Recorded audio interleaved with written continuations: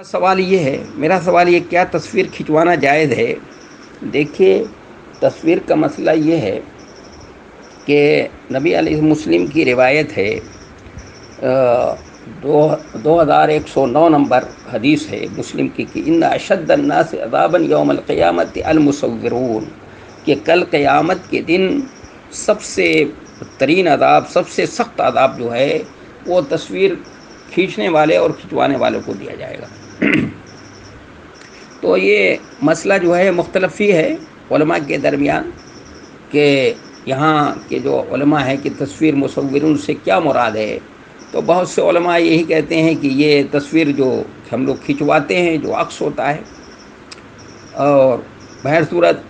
اور جو لوگ اس کو عکس کو جائز نہیں قرار دیتے، اب وہی کھنچوا رہے ہیں۔ ابھی دیکھیے یوٹیوب پر ان کی تصویریں آ رہی ہیں،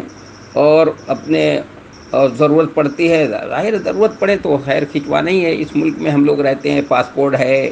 اور دوسری کسی آئی ڈی کے لیے اس کے لیے تصویر کھنچوانے کی ضرورت پڑتی ہے، تو خیر ضرورت ہے۔ لیکن ویسے بھی عام حالات میں ہم دیکھ رہے ہیں کہ یوٹیوب پر تصویریں آ رہی ہیں، اور یہ ویسے بھی تصویر لوگ کھنچواتے ہیں، جاتے ہیں کسی پروگرام میں تو معلوم ہوا ان کی تصویر لے لی گئی اور اخبار میں شائع کیا جاتا ہے۔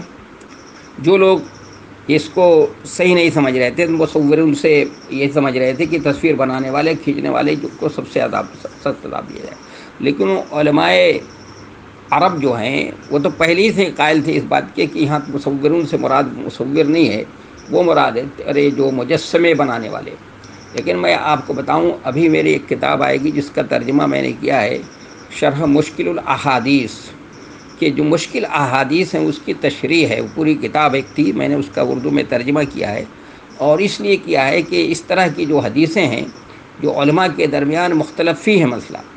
اس میں صحیح بات کیا ہے۔ تو اس میں آپ کو بتا دوں، یہ جو حدیث ہے مسلم کی، اس میں صحیح بات یہ کہ ابو علی فارسی رحمۃ اللہ علیہ کا کہنا ہے کہ یہاں پر المصورون سے مراد یہ تصویر کھینچنے والے نہیں مراد ہیں، یہ مجسمہ جو بناتے ہیں وہ نہیں مراد ہے، بلکہ اس سے وہ فرقہ مراد ہے جو اللہ تبارک و تعالیٰ کو مخلوق کے ذات مشابہت قرار دیتا ہے، اور اللہ کو کہتا ہے کہ اللہ کے جسم ہے اور وہ مخلوق کی طرح سے ہے، یعنی اس کا ہاتھ ہے تو مخلوق کی طرح سے ہے، اس کا پیر ہے تو مخلوق کی طرح سے ہے، تو ان کو مجسمہ کہا جاتا ہے، وہ ہے مصورین۔ اس سے مراد اس حدیث میں وہ لوگ مراد ہیں کہ جو اللہ کو اللہ کی مخلوق کے ساتھ مشابہت قرار دیتے ہیں، تو یہ بات غلط ہے، اس لیے کہ اللہ نے اپنے بارے میں خود ہی فرمایا لیس کمثلہ شیء وہو السمیع البصیر، کہ اس کے جیسا کوئی نہیں ہے، وہ سمیع اور بصیر ہے۔ تو اللہ کو کسی مخلوق کے ساتھ مشابہت قرار دینا بالکل یہ صحیح نہیں ہے، بالکل غلط بات ہے، تو ان کے بارے میں یہ حدیث کہی جا رہی ہے۔ تو زیادہ صحیح بات یہی ہے کہ یہاں پر سے مراد جو ہیں کون لوگ ہیں مصورون سے، وہ لوگ جو اللہ کو مخلوق کے ساتھ مشابہ قرار دیتے ہیں۔ اس لیے جب یہ بات ہے تو معلوم کیا ہوا کہ اگر ضرورت ہے تو آپ کو ضرورت ہے، تو ویسی ضرورت تو بھی المحظورات، شرعی ضرورتیں ہوں تو جائز ہے۔ تو ہمارے یہاں پاسپورٹ بنوانا ہے، کوئی آئی ڈی بنوانا ہے تو تصویر کھینچی جائے گی، لیکن ویسے بھی تصویر کھنچوانے میں کوئی حرج کی بات نہیں ہے۔ مصورون سے وہ لوگ مراد نہیں ہیں جو اس حدیث میں کہا گیا ہے کہ ان اشد الناس عذابا یوم القیامت المصورون، سے مراد وہ نہیں ہیں، جیسا کہ میں نے ابو علی الفارسی رحمۃ اللہ علیہ کی توجیح بتائی۔ اور بھی علماء کے درمیان مختلف فی مسئلہ ہے، تو مختلف فی مسئلے میں تو ویسی تھوڑی نرمی ہو جاتی ہے،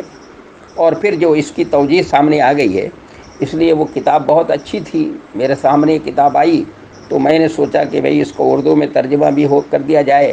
اور یہ اردو میں ترجمہ ہو جائے اور چھپ جائے تو بہت اچھی بات ہے۔ تو الحمدللہ میں نے ترجمہ مکمل کر لیا ہے،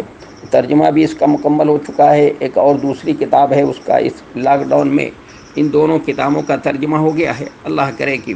اس کے چھپنے کا بھی بندوبست ہو جائے کچھ، اور نظم ہو جائے تو انشاءاللہ جلد ہی اس کو چھپوائیں گے بھی۔ ایک سوال یہ ہے، 5واں سوال ہے کہ میرا